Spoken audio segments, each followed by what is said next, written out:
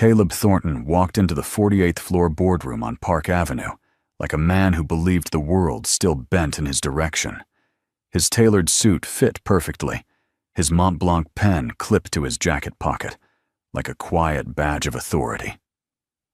Beside him, Vanessa Cole adjusted the sleeve of her blazer, her heels clicking softly against the polished floor as she smiled at everyone who mattered and ignored those who didn't. This meeting was supposed to be simple: a major client, a renewal, a polite handshake before lunch. Caleb had done this hundreds of times. He had even brought Vanessa along, introducing her as a key brand strategist, though everyone in the room could sense she was more than that. He didn't care. Power, after all, allowed certain freedoms. The long table gleamed under soft lighting. A Manhattan skyline stretched beyond the glass walls, sharp and indifferent. Executives murmured, laptops opened, coffee cups steamed quietly. Caleb leaned closer to Vanessa and whispered something that made her laugh under her breath. He liked the way people watched him. He liked being envied. The chairman cleared his throat. "Before we begin, we're just waiting for one last arrival." Caleb barely listened. He checked his phone, scrolling through messages, confident this deal was already his. He had numbers on his side, history, reputation. He had lost nothing that truly mattered. Then the door opened. Not dramatically, not loudly, just a smooth, unhurried motion. A woman stepped inside. She didn't rush. She didn't smile. She carried no visible folder, only a slim laptop held close to her side. Her heels were modest, and her posture straight, her presence impossible to ignore once noticed. Conversations fell away, one by one, as people rose instinctively to their feet. Caleb looked up. For half a second, his mind rejected what his eyes were seeing. Madeline Rowe, the woman he had once dismissed as finished, the wife he had replaced, the mother of the child he believed he still controlled. Vanessa turned, confused by the sudden silence. "Who is that?" she whispered. Madeline stopped at the head of the table. She placed her laptop down calmly and lifted her gaze. Not to Vanessa, not to the room, but directly to Caleb. The chairman spoke, voice steady. "Let's begin. Our new CEO has arrived." Caleb felt the floor drop away beneath him as Madeline reached for the chair at the head of the table. For several seconds, no one spoke. Caleb remained frozen in his chair, his fingers still resting on the edge of the conference table, as if gripping it might anchor him to reality. The room felt smaller now, tighter, as though the glass walls had crept inward. He watched Madeline take her seat at the head of the table, the position he had always assumed belonged to someone like him. She looked different, not younger, not softer, but composed in a way that unsettled him. Her face held no trace of triumph, no bitterness either, just control. The kind that came from knowing exactly where you stood while everyone else scrambled to adjust. This wasn't how he had imagined seeing her again. In his mind, Madeline was supposed to be struggling, still rebuilding, still explaining herself to lawyers and mediators, still waiting for permission, from him, or from the world, to stand upright again. That was the version of her he had left behind. But the woman in front of him didn't look like someone who needed permission. Vanessa shifted uncomfortably beside him. She leaned closer and whispered, "Caleb, you know her?" Caleb didn't answer. Madeline opened her laptop with a quiet click. The sound carried farther than it should have. She glanced around the room briefly, acknowledging the executives, the legal counsel, the board members, people who now looked at her with interest instead of indifference. Then her eyes returned to Caleb. It wasn't anger in her gaze that shook him. It was recognition. As if she saw him exactly as he was, stripped of the stories he told himself. For the first time in years, Caleb felt exposed. The chairman cleared his throat again. As you all know, effective today, Madeline Rowe will be overseeing strategic direction across all client partnerships. Caleb felt heat rise to his face. Strategic direction. The words echoed cruelly. This was his territory, the world he had built his identity around. Vanessa straightened, her earlier confidence cracking. "Wait," she said softly, confused. "Is this permanent?" Madeline finally spoke. "Yes," she said, her voice calm, steady, unmistakably American. "It is." She didn't raise it, didn't soften it either. Caleb opened his mouth, then closed it. For once, charm failed him. Logic scrambled behind panic. How? When? Who helped her? Each unanswered question pressed harder against his chest. Madeline folded her hands on the table. "Shall we begin?" she asked the room. The executives nodded. Screens lit up.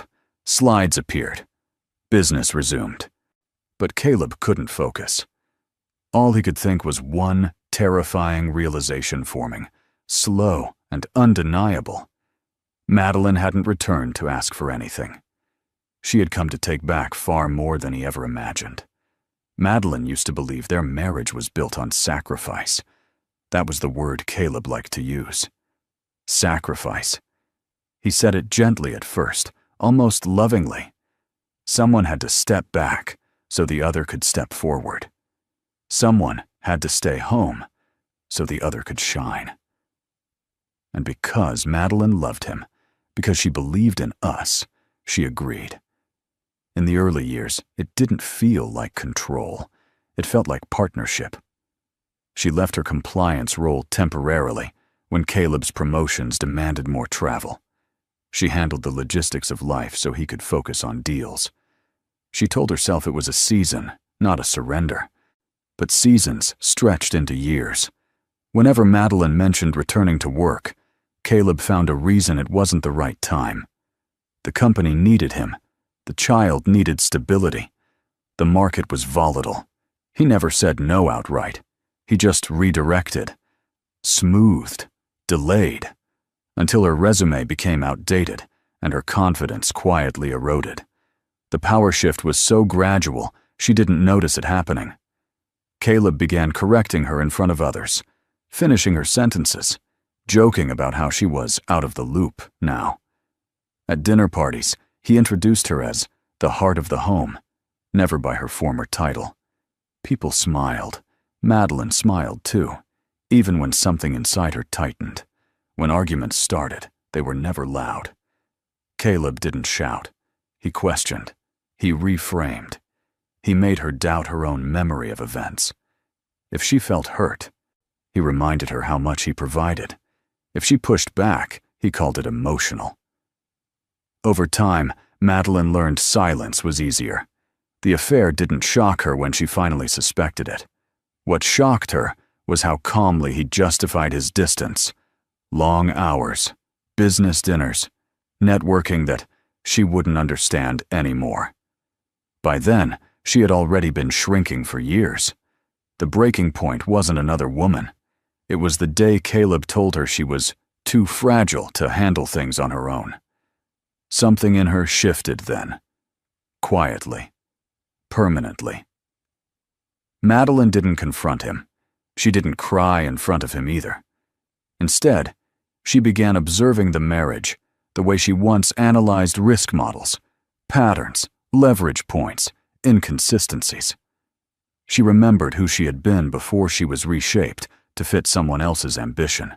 And for the first time, she stopped asking herself how to save the marriage.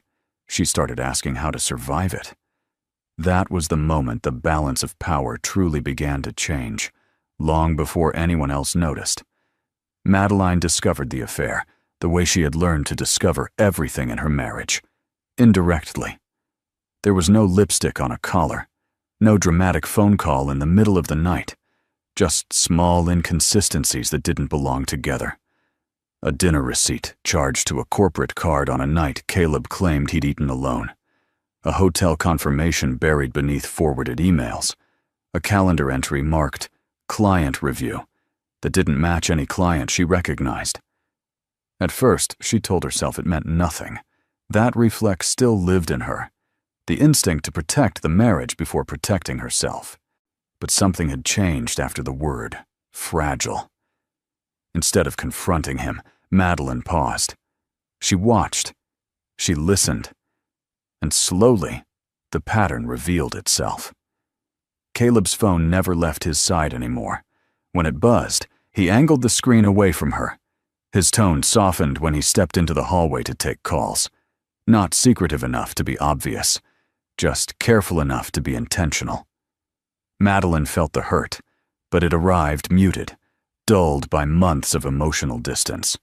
What surprised her more was the clarity that followed. She wasn't angry. She wasn't hysterical. She was alert. So she started keeping quiet records. Not screenshots, not accusations, just timestamps, locations, financial overlaps. She knew how systems failed, not all at once, but through repetition. She treated the truth the same way, calmly, methodically. At night, while Caleb slept, Madeline sat at the kitchen table with her laptop closed, reconstructing timelines from memory. She remembered what she once did for a living. Compliance wasn't about catching people in lies. It was about proving patterns couldn't be denied. When Caleb finally admitted nothing, denied everything, and blamed stress for his absence, Madeline nodded. She thanked him for explaining, and she stopped asking questions entirely. That was when he grew comfortable. He began leaving earlier, coming home later, introducing her absence as understanding. He thought silence meant forgiveness. It didn't. For Madeline, love didn't vanish in one moment. It hardened into resolve. Every overlooked anniversary, every broken promise, every night Elliot asked why Dad wasn't home, each became another data point. By the time Caleb decided he was done pretending, Madeline had already finished documenting the truth. She never planned revenge. She planned protection. Because when love turns into leverage, the one who survives isn't the loudest. It's the one who keeps the record and knows exactly when to use it. The day Madeline lost her son did not begin with shouting or slammed doors. It began quietly, with a court notice folded too neatly inside a plain white envelope. She read it at the kitchen counter while Elliot ate cereal, his feet swinging above the floor as he talked about a science project. Madeline listened, nodded, smiled when she was supposed to. Only her hands trembled slightly as she set the paper down, careful not to let him see. Caleb had filed first. Temporary custody, emergency motion, a language designed to sound protective while cutting deeply. He claimed instability, emotional fragility, a lack of income continuity. Words chosen not to tell the truth, but to control the narrative. Madeline didn't cry then. She packed Elliot's backpack slowly that afternoon, folding his clothes with care, slipping his favorite book inside, tucking a note into the front pocket without knowing if he would ever read it. When Caleb arrived, he was calm, polite, almost gentle. That frightened her more than anger would have. "It's just temporary," he said, as if discussing a schedule change. "Until things settle." Elliot looked between them, confused. "Mom?" he asked softly. Madeline knelt in front of him, her voice steady despite the pressure in her chest. "You're going to stay with Dad for a little while," she said. I'll see you very soon." She didn't say goodbye like it was goodbye. She kissed his hair, straightened his jacket, smiled until her face hurt. When the door closed behind them, the apartment felt impossibly empty. The silence rang. Madeline stood where she was for a long time, her body refusing to move, as if still holding space for a child who was no longer there. That night, she sat alone on the edge of Elliot's bed, staring at the small indentation his body usually left behind. This was the first time Caleb's power felt absolute. He hadn't taken her son out of love. He had taken him as leverage. The grief that followed wasn't dramatic. It was heavy, physical. It settled into her bones and made breathing feel like effort. But beneath it, something else took root. Resolve. Madeline understood something then, with brutal clarity. If she broke, Caleb would win completely. If she fought emotionally, she would lose strategically. So she let the pain exist without letting it rule her. She promised herself one thing in that quiet room, surrounded by reminders of the child she would get back. This loss would not be the end of her story. It would be the reason she never lost control again. Vanessa Cole believed she was stepping into the life she deserved. From the passenger seat of Caleb's Mercedes, she watched Manhattan slide past the window, glass towers reflecting late afternoon light, like mirrors of success. Caleb's hand rested casually on the steering wheel, confident, relaxed. This was the version of him she loved, the man who looked untouchable. He had told her the story carefully. His marriage was already over. Madeline was unstable, lost, unable to keep up.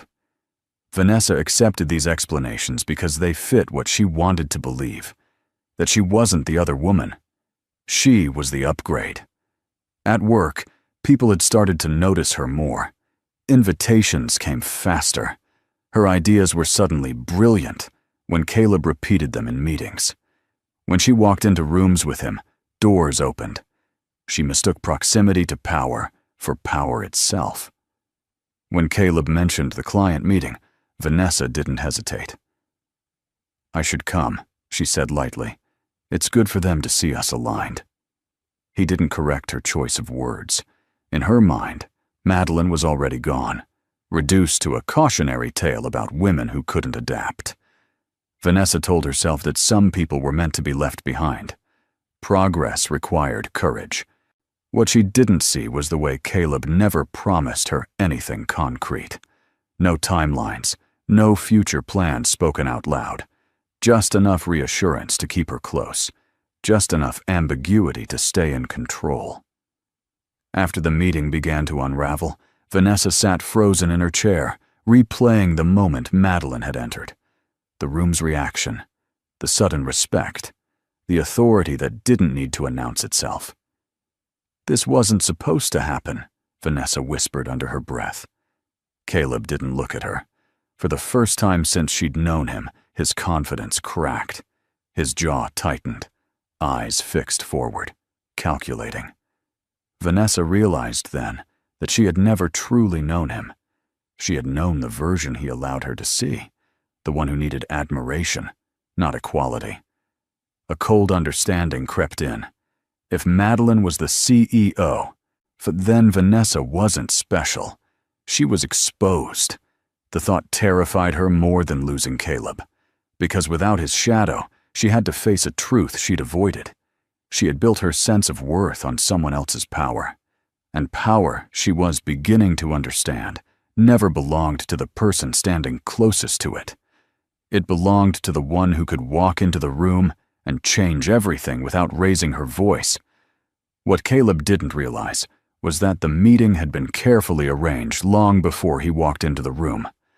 Jonathan Pierce arrived 10 minutes late on purpose.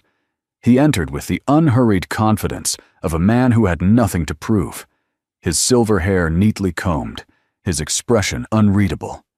When he took his seat near the center of the table, several board members straightened instinctively. Jonathan wasn't just another executive. He was the kind of man whose presence quietly shifted outcomes. Caleb noticed him too late. Their eyes met briefly, and something flickered across Jonathan's face. Not surprise, but recognition. Caleb felt a faint unease ripple through him. He told himself it was nothing. Old connections surfaced all the time in Manhattan. This city was built on recycled faces. Madeline waited. She allowed the opening slides to run. Revenue projections, market positioning, neutral ground. She spoke sparingly, letting others fill the silence. Every word she chose was deliberate, stripped of emotion. The room leaned in without realizing why. Then Jonathan spoke. "I'd like to address risk exposure," he said calmly, folding his hands on the table. "Specifically, or reputational and ethical risk tied to leadership behavior." Caleb stiffened. Jonathan continued, his tone conversational. "This company has worked hard to rebuild trust after past internal misconduct. We can't afford patterns." The word landed heavily. Caleb opened his mouth to respond, but Madeline lifted one finger slightly, not at him, but toward the agenda. The smallest gesture, yet it stopped him cold. She hadn't spoken his name. She hadn't accused him. And still, the power in the room shifted away from him. Jonathan glanced toward Madeline. "With the new CEO's approval, I've asked compliance to reopen a review that was prematurely closed 3 years ago." Caleb's heart pounded. 3 years ago was when Jonathan's career had derailed. A failed acquisition, blame quietly assigned. Caleb had walked away untouched. Vanessa looked from one man to the other, her confusion deepening. "What review?" she whispered. No one answered her. Madeline finally spoke again. "Transparency protects everyone," she said evenly, "especially our clients." The board nodded. Screens changed. New documents appeared. Timelines, audit notes, internal memos. Not accusations. Context. Caleb recognized his own language in the files, his phrasing, his justifications. This wasn't a confrontation. It was a construction. Piece by piece. And suddenly, Caleb understood something that made his stomach drop. Madeline hadn't come back to expose him emotionally. She had come back with allies, history, and timing. The boardroom wasn't a battlefield. It was a courtroom. And for the first time, Caleb realized he was no longer the one controlling the narrative. The room grew unnaturally quiet as Jonathan Pierce finished speaking. No one rushed to fill the silence. No one checked their phone. Even the low hum of the city outside the glass walls seemed to fade. Caleb felt every second stretch, heavy and unforgiving. His pulse thudded loudly in his ears, each beat reminding him that something irreversible was unfolding. Madeline stood. She didn't rush. She didn't adjust her jacket or clear her throat. She simply rose from her chair, resting her hands lightly on the edge of the table, and looked around the room as if confirming something she already knew. "This company is entering a transition," she said calmly. "Not because of panic, not because of scandal, but because leadership requires accountability." Her voice was steady, unembellished. That steadiness unsettled people more than anger ever could. Caleb felt heat crawl up his neck. He tried to speak, to interrupt, but the words refused to organize themselves.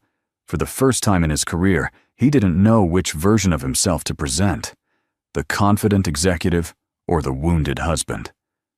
Both felt dangerously ineffective. Madeline continued. "As of today, all client-facing authority will be consolidated under my office. Sales leadership will report directly to me, pending review." A murmur rippled through the room. Caleb finally found his voice.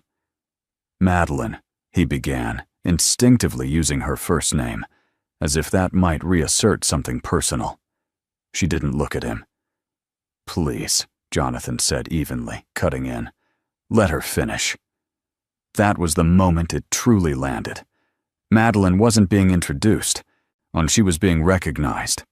She tapped her laptop, and the screen behind her displayed a simple slide. No dramatic graphics, just a title. Executive Appointment, Madeline Rowe, Chief Executive Officer. Vanessa's breath caught audibly. She stared at the screen, then at Madeline, then back at Caleb. "You didn't tell me," she whispered. Caleb didn't respond. Madeline finally turned her gaze toward him, not with anger, not with satisfaction, but with something far more unsettling. Closure. "This meeting will continue as scheduled," she said to the room. "Our clients deserve professionalism, regardless of personal history." Personal history.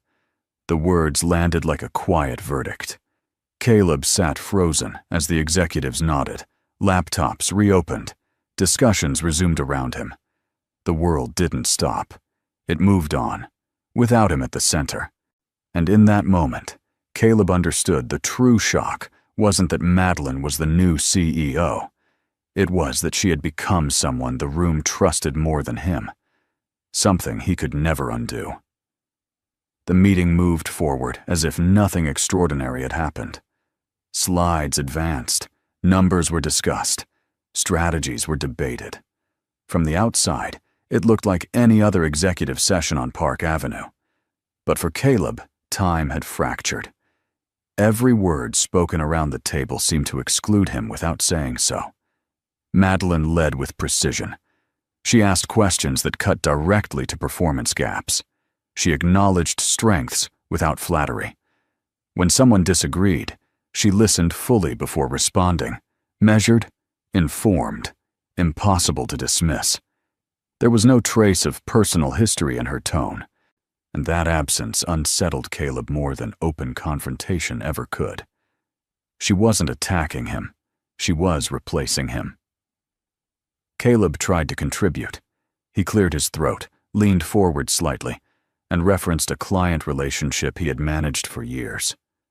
Madeline nodded once, politely, then redirected the discussion to projected risks he hadn't addressed. The room followed her without hesitation. No one looked at him for approval anymore. Vanessa sat beside him, shrinking into her chair. The confidence she had carried into the room drained with each passing minute. She watched as Madeline commanded attention without effort, without explanation, without even acknowledging her presence. This wasn't revenge. Revenge would have been emotional. Public. Loud. What Madeline delivered was far worse. She treated Caleb like any other executive whose relevance was under review. No accusations, no raised voice, just professional distance that stripped him of importance piece by piece. When the discussion turned to ethics and client trust, Madeline referenced values she had helped draft years earlier, policies Caleb barely remembered approving. She spoke as if she had never left, as if the past hadn't pushed her out of the room she now controlled. Caleb felt something tighten in his chest. He realized then that humiliation didn't require exposure. It required clarity, the kind that made everyone else see the truth without being told. By the time the meeting adjourned, Caleb hadn't been reprimanded or dismissed. He had been rendered unnecessary. As chairs scraped back and executives gathered their belongings, Madeline closed her laptop and stood. She thanked the room, offered brief next steps, and walked out without a glance behind her. Caleb remained seated. Around him, conversations resumed, about lunch plans, follow-ups, deadlines. Life continued, just not centered on him anymore, and that was the moment it finally sank in. Madeline hadn't come back to embarrass him. She had come back to prove she never needed to. Caleb didn't realize the meeting wasn't over for him until the email arrived. It landed in his inbox less than 10 minutes after Madeline left the boardroom. No subject line drama. No warning. Just a calendar notification marked Mandatory Follow-Up, Compliance Review. The sender wasn't Madeline. It was the Internal Audit Committee. His stomach tightened. Caleb had survived plenty of reviews before, but he told himself this was routine, an administrative formality meant to reassure nervous clients. He straightened his jacket, forced his breathing to slow, and clicked accept. The follow-up meeting took place in a smaller room down the hall. No skyline, no glass walls, just a long table, neutral lighting, and 3 people waiting when he walked in. Jonathan Pierce was one of them. The other 2 were compliance officers Caleb vaguely recognized, but had never needed to impress. That realization alone unsettled him. "Take a seat," Jonathan said calmly. Caleb complied, masking his unease with a practiced half-smile. "I assume this is about optics," he said lightly. "I'm happy to clarify anything." Jonathan didn't respond immediately. He slid a thin folder across the table instead. "Let's start with history," Jonathan said. 3 years ago, the acquisition review that cost me my position." Caleb's pulse spiked. "That situation was unfortunate," Caleb replied carefully, "but the findings were clear." Jonathan nodded. "They were, after certain documents were removed from consideration." The room felt suddenly airless. One of the compliance officers opened the folder. Inside were internal emails, old, archived, but unmistakable. Caleb recognized his own phrasing again. Suggestions, redirections, subtle pressure applied at just the right moments. "This review was reopened under the authority of the new CEO," the officer said evenly. "New data surfaced." New data. Caleb understood then. Madeline hadn't blindsided him in the boardroom. That was only the surface. The real shift had been happening quietly, legally, long before today. Jonathan leaned back slightly. "I didn't need revenge," he said. "I needed the truth acknowledged." Caleb's voice felt distant when he spoke. "What does Madeline want?" Jonathan met his gaze. "She wants the company protected, and she wants accountability." Outside the room, the office carried on as usual. Phones rang, elevators chimed. But for Caleb, something irreversible had begun. This wasn't about a failed marriage anymore. It was about consequences. And for the first time, Caleb sensed that every move he'd ever justified was about to be examined. Without sympathy, without shortcuts, and without him in control. Vanessa didn't leave the building right away.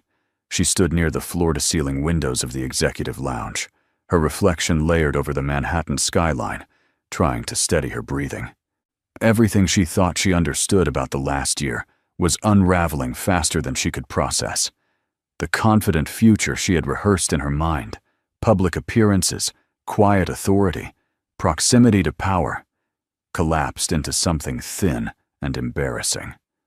Caleb had promised clarity, not in words exactly, but in tone, in implication, in the way he let her believe she was different from the women who came before her. Standing there now, watching executives pass by without a second glance, Vanessa felt the weight of that illusion press down on her. She replayed the boardroom scene again and again. Madeline's calm, the way people listened, the way no one questioned her authority. Vanessa had expected anger, tears, some visible sign of weakness she could quietly judge. There had been none. Instead, Madeline had treated her like air. That was when it hit her. Vanessa had never been a threat. Not to the marriage, not to Madeline. She had been a convenience, a distraction Caleb used to reassure himself that he was still desired, still admired, still in control. And now, even that role was gone. Caleb emerged from the hallway minutes later, his expression tight, eyes unfocused. He didn't look at Vanessa at first. When he finally did, there was no comfort in his gaze, only calculation. "We'll talk later," he said flatly. Vanessa nodded automatically, then stopped herself. "Caleb," she said, her voice quieter than she intended. "What's happening?" He exhaled sharply. "Not here." That answer told her everything. Vanessa realized she didn't know where she stood, because she had never been given a place. She had borrowed one, standing in someone else's shadow, to mistaking reflected light for her own. As she gathered her things, her phone buzzed with a notification, an internal message confirming her removal from the client project, effective immediately. No explanation, no apology, just distance. Across the room, Madeline walked past with 2 board members, engaged in quiet conversation. She didn't look at Vanessa. She didn't need to. Vanessa felt something sharp settle in her chest. Not jealousy, but regret. Not for Caleb, but for herself. For every moment she had chosen convenience over integrity. She left the building alone. And for the first time, Vanessa understood the real cost of attaching her worth to someone else's power. By the time you realize you were never chosen, it's already too late to pretend you were. Caleb waited until nightfall to call her. Madeline was sitting alone in her apartment, the lights dim, Elliot's room still untouched the way she had left it weeks ago. She didn't rush to answer when the phone vibrated. She already knew why he was calling. Control always arrived late when it felt threatened. "You think you've won," Caleb said the moment she picked up. His voice was calm, too calm. "But don't forget who still has leverage." Madeline listened without interrupting. "I have temporary custody," he continued. "Judges don't like instability. Public power shifts don't help your image. If you push this any further, I'll make sure it costs you what matters most." There it was, the threat he'd been holding back. Madeline exhaled slowly, not from fear, but from recognition. She had been waiting for this moment, the point where he believed intimidation would still work. "No, you're right," she said evenly. "Judges don't like instability." Caleb paused. "They also don't like manipulation," she added, "or documented patterns of coercive control." Silence stretched across the line. Madeline stood and walked to her desk, opening a folder she had prepared long before the boardroom meeting. Inside were sworn statements, therapy records, time-stamped messages, expert evaluations she had never shown him. "You assumed I was reacting emotionally," she said. "I wasn't. I was preparing." Caleb's breath hitched. "What are you talking about?" "I filed a motion this afternoon," Madeline replied, "requesting an emergency review of the custody arrangement, based on evidence your attorney never anticipated." She could almost hear his grip tightening around the phone. "You used Elliot," he snapped. You're trying to punish me." "No," Madeline said quietly. "You used him. I'm ending that." She didn't raise her voice. She didn't explain further. She didn't need to. "Anything else?" she asked. Caleb didn't answer. Madeline ended the call and sat back down, her hand steady despite the weight in her chest. This wasn't triumph. It was necessity. Protection. The line she had drawn long ago and was finally enforcing. Outside, the city continued its restless motion. Inside, Madeline allowed herself one private moment, pressing her palm against the desk, grounding herself in the reality she had reclaimed. For the first time since losing her son, she wasn't reacting to Caleb's moves. She was anticipating them, and the power he thought he still held was already slipping. One legal document, one truth, one consequence at a time. The hearing was scheduled faster than Caleb expected. That alone unsettled him. Emergency motions weren't supposed to move this quickly, unless something significant had changed. As he sat in the quiet waiting area outside the family court conference room, he realized for the first time that Madeline was no longer reacting to him. She was operating ahead of him. Madeline arrived without spectacle. She wore a simple navy suit, her hair pulled back neatly, her expression calm but focused. She acknowledged Caleb with a brief nod. Nothing more. No anger. No fear. That restraint unsettled him more than hostility ever had. Inside the room, the judge reviewed documents in silence. The attorney Madeline had hired didn't speak immediately. He waited. He let the evidence speak first. Text messages appeared on the screen, not dramatic ones. Patterns, then subtle pressure. Late-night messages questioning Madeline's stability, followed by reminders of financial dependence. Audio transcripts from mediation sessions, where Caleb had dismissed her concerns while positioning himself as the reasonable parent. Then came the expert testimony, a child psychologist's assessment, a therapist's affidavit, clear language describing coercive control, not physical, not explosive, but persistent, calculated, harmful over time. Caleb shifted in his seat. "This isn't about infidelity," the judge said finally. It's about power dynamics and their impact on a child. Elliot's name was spoken gently, with care. Madeline felt her chest tighten but kept her posture steady. She didn't interrupt. She didn't dramatize. She trusted the process she had built. Caleb's attorney attempted a defense, framing ambition as concern, authority as protection, but the words felt thin against the documentation.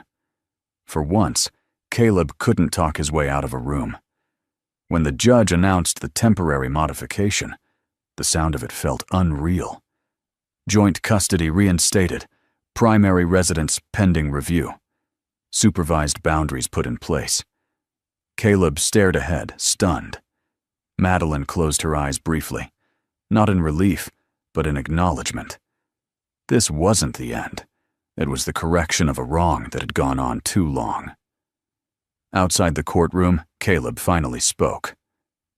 "You planned this," he said, disbelief laced with anger. Madeline met his gaze steadily. "I prepared," she replied. "There's a difference."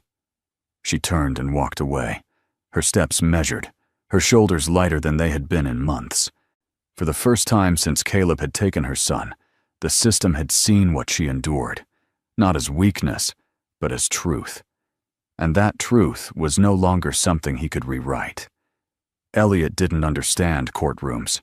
To him, the room was just too quiet and too serious, filled with adults who spoke in careful voices and avoided eye contact. He sat in a small chair near the window, his feet not quite touching the floor, swinging slightly as he clutched a folded piece of paper in his hands. Madeline watched him from across the room, her heart tightening. She had promised herself she would never use her son as a weapon, never put words in his mouth, never turn his innocence into strategy. What happened next wasn't planned. It wasn't rehearsed.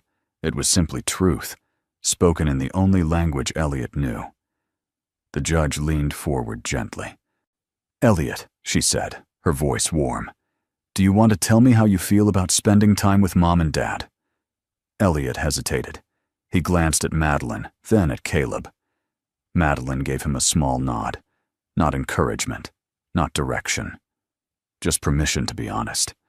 Elliot took a breath. "I like being with both of them," he said quietly. Caleb's shoulders relaxed slightly. "But," Elliot continued, his brow furrowing as he searched for the right words, "when I'm with Dad, he gets mad a lot. Not loud mad. Quiet mad." The room stilled. "He tells me not to say things," Elliot said. "Like, not to tell Mom when I miss her. Or when I'm sad." Madeline felt her throat tighten, but she didn't move. Elliot looked down at his hands. "Mom doesn't do that," he added. "She tells me it's okay to feel stuff." No one interrupted him. The judge nodded slowly. "Thank you for telling me that." Elliot looked relieved, as if a weight had lifted simply by being heard. Caleb stared straight ahead, his face pale. For the first time, his version of events didn't matter. His explanations, his intentions. None of it could outweigh a child's unfiltered truth. Elliot slid off the chair and walked back to Madeline. She opened her arms, and he stepped into them easily, instinctively. She held him. Not tightly, not desperately. Just enough to remind him he was safe. The judge cleared her throat. "Children don't lie about where they feel secure," she said softly. "They don't need to." Madeline closed her eyes for a brief moment, not in victory, but in gratitude. Elliot hadn't accused anyone. He had simply described his world, and in doing so, he changed everything. The unraveling didn't happen all at once. It began with silence. Caleb returned to an apartment that no longer felt like his. The walls were the same, the furniture untouched, but the air carried a strange emptiness, like a place that had already decided to move on without him. He dropped his keys on the counter and stood there, staring at nothing, waiting for the familiar surge of anger or justification to arrive. It didn't. His phone buzzed instead. A message from HR Short. formal. His access to client accounts had been temporarily restricted, pending the outcome of ongoing reviews. No apology. No reassurance. Just procedure. Caleb sank into a chair. He told himself it was temporary, that he had survived worse, that he still had influence, still had connections. But the confidence felt hollow now, like a story he had repeated too many times without believing it anymore. Another message arrived, this time from a longtime colleague. Not supportive, cautious. Let's talk after things settle. Things were already settling, not in his favor. Caleb replayed the courtroom moment in his mind, the way Elliot had spoken, quietly, without accusation. That had been the blow he hadn't anticipated. Deals could be renegotiated. Reputations could be repaired. But a child's truth lingered, untouched by strategy. For the first time, Caleb felt something unfamiliar tighten in his chest. Fear. Not of losing status, not of losing money, of losing relevance. He had built his life on being the authority, the one who decided, who framed narratives, who guided outcomes. And now, without raising her voice, Madeline had removed him from the center of everything he once controlled. He stood abruptly and paced the room, running a hand through his hair, searching for a move that would put him back in command. There wasn't one. Across the city, Madeline sat quietly on Elliot's bed, reading with him before sleep. Her world wasn't perfect. It wasn't resolved. But it was honest. Caleb felt the distance then, not just physical, but moral. He hadn't lost control because someone took it from him. He lost it because he had built it on fear instead of trust. And fear, once exposed, never survives daylight. By the end of the night, Caleb understood something he had avoided for years. Power doesn't disappear in an explosion. It erodes. And he was finally standing on nothing. Madeline didn't expect Jonathan Pierce to show up at the courthouse cafe. She was sitting alone by the window, a paper cup of coffee untouched in front of her, watching Elliot color quietly at the small table beside her. The exhaustion came in waves now that the adrenaline had faded. Relief existed, but it was fragile, careful not to celebrate too soon. Jonathan approached without interrupting, waiting until Elliot looked up and smiled politely before speaking. "May I?" he asked, gesturing to the empty chair. Madeline nodded. "Of course." They sat in silence for a moment. Not awkward, just unforced. Jonathan finally spoke. "You handled today with more restraint than most people would manage in a lifetime." Madeline gave a faint smile. "I didn't have a choice." "You did," he replied gently. "You chose not to burn everything down." That landed deeper than she expected. Jonathan glanced toward Elliot. "He's a good kid." "He is," Madeline said softly. "He deserved better than chaos." Jonathan hesitated, then leaned back slightly.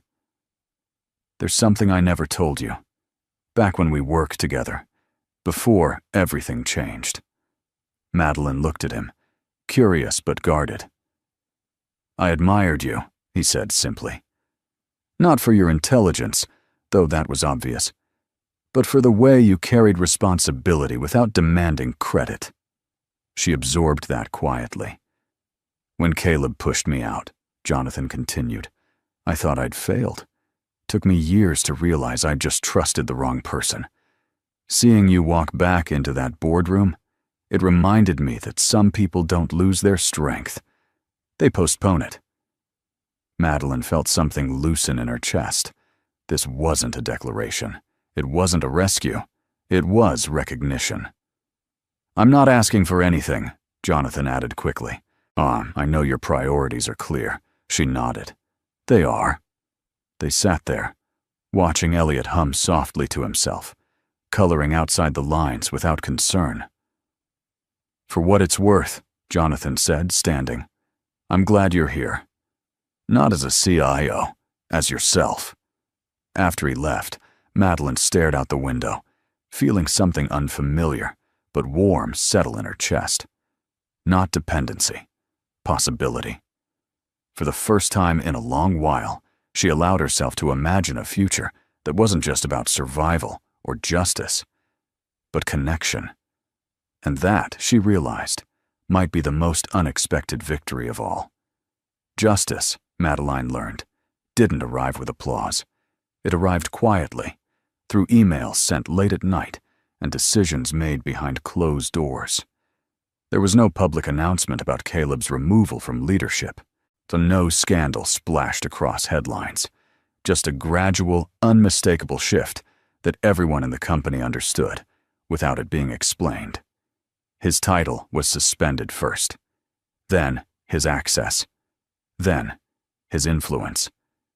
Madeline never requested his dismissal directly. She didn't need to.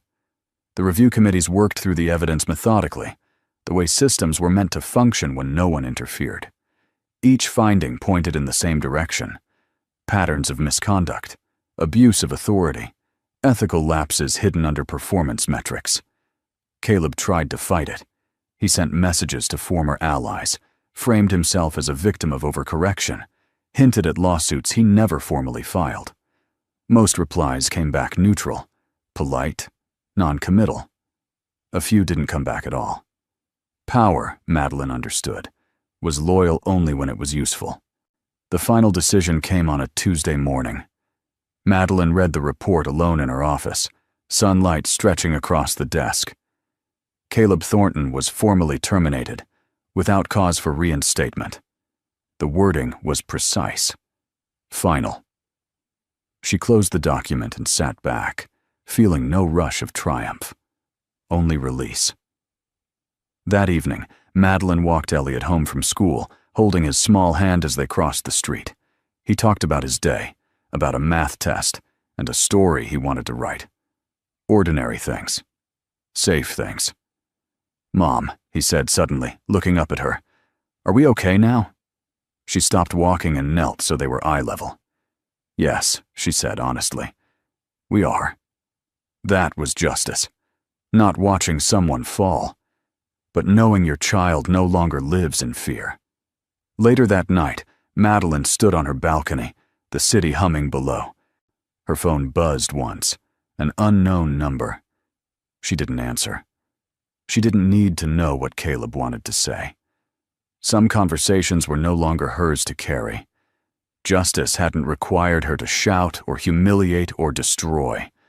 It had required patience, boundaries, and the courage to let systems work instead of breaking herself trying to force them. Madeline stepped back inside, closing the door on the noise outside. For the first time in years, the quiet felt earned. And that, she realized, was the sound of a life finally realigned. The consequences didn't end with Caleb's termination. They followed him into spaces he had once dominated with ease. Restaurants where he used to be greeted by name. Networking events where conversations now stopped short. Inboxes that no longer filled with invitations. Nothing dramatic happened, and no one publicly blamed him. They simply adjusted, quietly, to his absence. Caleb felt it most in the mornings. He woke up with nowhere specific to go, no calendar dictating his worth. The silence that once empowered him now pressed in, heavy and unrelenting. He scrolled through old contacts, hesitating before each call, aware that every reach carried the risk of rejection. Most calls went unanswered. Vanessa tried once. She sent a short message asking if they could talk. Caleb stared at it for a long time before setting his phone down.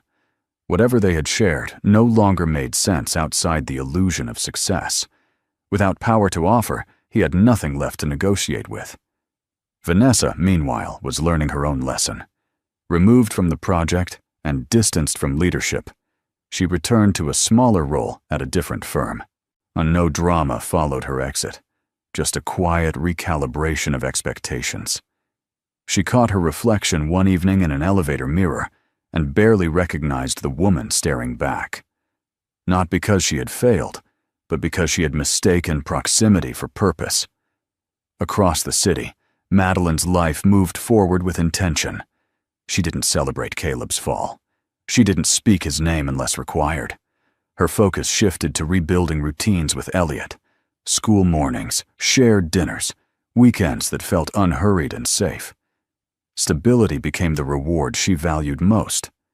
At work, the boardroom dynamics changed. Decisions felt cleaner, conversations more honest. People trusted the process again, and that trust reflected back onto Madeline without her asking for it. One afternoon, as she watched Elliot play in the park, Madeline thought about cause and effect. Caleb hadn't lost everything because of one mistake. He lost it because of patterns, choices repeated without accountability, control exercised without care. Vanessa hadn't been punished. She had simply been returned to herself, stripped of borrowed identity. And Madeline? She hadn't won. She had reclaimed her dignity, her role as a mother, her voice. As the sun dipped behind the buildings, casting long shadows across the grass, Madeline felt something settle within her. Not triumph, not resentment. Balance. And balance, she understood, was the truest form of justice. Madeline didn't think of her new life as a reward at first. It felt more like a gradual unfolding, something earned quietly, through consistency rather than celebration. Mornings settled into a rhythm again, on breakfast with Elliot before school, short walks together when the weather allowed, evenings where homework and laughter replaced tension and silence. These were small things, but they were everything. At work, Madeline's authority no longer felt provisional. People came to her not out of curiosity, but trust. Decisions were debated openly. Credit was shared. For the first time in years, she didn't feel like she was carrying the weight of an entire system alone. She had built a culture that didn't require fear to function. One evening, weeks after the custody adjustment became permanent, Jonathan invited her to dinner. Not a formal gesture, not a declaration, just an invitation to eat somewhere quiet, where no one knew either of them as titles first. Madeline hesitated before accepting. She wasn't afraid of commitment, and she was cautious of disruption. But something about Jonathan's steadiness felt different. He didn't rush her. He didn't position himself as a solution. He showed up as a companion. Dinner was easy. They talked about books, about mistakes they'd both made, about the strange freedom that comes with starting over when you're no longer trying to prove anything. When Jonathan spoke about the future, it wasn't framed around ambition, but alignment. Elliot met him weeks later. There was no performance, no attempt to impress. Jonathan listened to Elliot's stories, asked thoughtful questions, respected his space. When Elliot fell asleep on the couch halfway through a movie, Madeline watched Jonathan carefully lift a blanket over him without being asked. Something in her chest softened. This, she realized, was what safety looked like. Not intensity, not control. Presence. The reward Madeline received wasn't flashy. It wasn't revenge dressed up as romance. It was the quiet accumulation of things she had once been told she didn't deserve all at once. Respect, stability, partnership. Later that night, as she stood by the window, city lights reflecting back at her, Madeline felt gratitude, not for what she had gained, but for what she no longer had to endure. She hadn't been saved. She had survived. And now, finally, she was choosing. Not from fear or obligation, but from strength. That was the reward that lasted. The wedding was small. No headlines. No speeches about resilience or triumph. Just a quiet gathering in Central Park on a mild autumn afternoon, when the leaves were beginning to turn and the city felt momentarily gentle.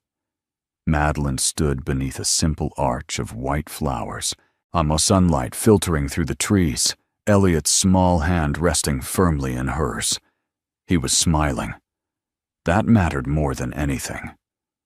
Jonathan stood beside her, not as a savior, not as a symbol of a new chapter meant to erase the past, but as a man who had chosen to walk forward with her, aware of her scars, respectful of her strength. When he spoke his vows, his voice was steady, not dramatic. He promised presence, honesty, partnership. Madeline answered with the same simplicity. She didn't promise perfection. She promised truth. As they exchanged rings, Elliot looked up at her and whispered, "Mom, you look happy." She knelt, brushing his hair back gently. "I am," she said. And for the first time, the word felt complete. Caleb wasn't there. He didn't need to be. Somewhere else in the city, life went on for him too. Smaller, quieter, unstripped of illusion. He had his consequences, not cruel ones, just honest ones, the kind that follow choices long after excuses run out. Madeline didn't think about him anymore. Her life had grown too full for that. After the ceremony, they walked together through the park, laughter mixing with the distant sound of traffic and music. Nothing cinematic, nothing staged, just movement, just life continuing. Later that evening, Madeline stood by the window of her apartment, watching the lights of Manhattan flicker on one by one. The city hadn't changed. It never did. She had.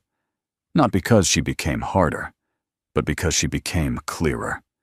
She had learned that silence could be strength, that patience could be power, that love, when rooted in respect, didn't demand sacrifice of self. Most of all, she had learned that justice didn't always look like victory. Sometimes it looked like peace. Madeline turned away from the window and joined Jonathan and Elliot in the living room, where they were arguing playfully over a board game. She sat down between them, grounding herself in the moment. This was her life now. Not perfect, but whole. And that was more than enough. So, the story has come to an end. And if you're still here with us right now, truly still here until this moment, then maybe something in this story has touched your heart in a quiet way. Maybe not loudly. Maybe not dramatically, but enough to make you pause. What this story really shows us is something very human. Life doesn't always reward the loudest voice, the angriest reaction, or the quickest revenge. Sometimes, healing comes from clarity, patience, and knowing where to stand. The Stoic philosopher Marcus Aurelius once said, "You have power over your mind, not outside events. Realize this, and you will find strength."